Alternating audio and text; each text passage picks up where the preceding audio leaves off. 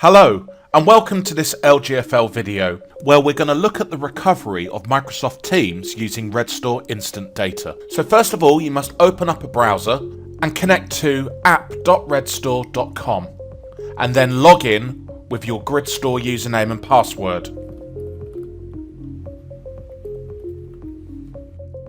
On the left hand side you can see the various products that I've got set up. So I've got G Suite, Microsoft 365 and machines. So in this case we'll go on to Microsoft 365, then choose Teams, and as you can see I've got 5.6 gigs worth of data protected, and the last backup was on the 14th. So I'm going to browse over to the right hand side of the screen where I'm going to click on the recover button, and you'll see that there's two options.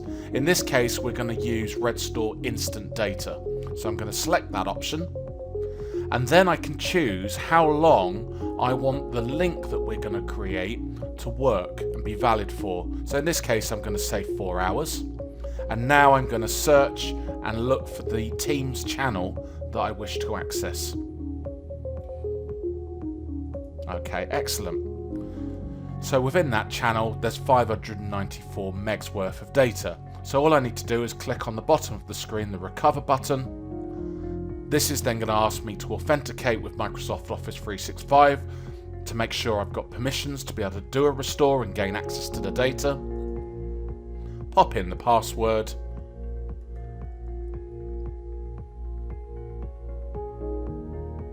And the GridStore app will now present either a download button or a link that you can copy to clipboard, so you could email this application to one of your colleagues. In my case I'm just going to simply click on download, and this is going to launch the InstantData application.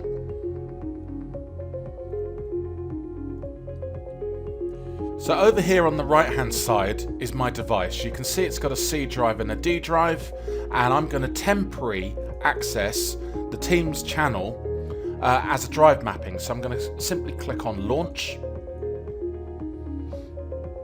and as you can see I can either choose to present the last successful backup or all of the previous backups as a drive mapping, and I'm happy with Z, so I'm just going to click on mount.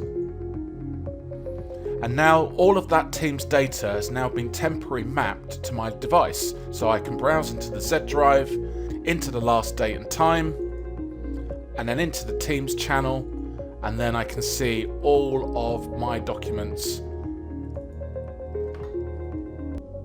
and access them as I wish.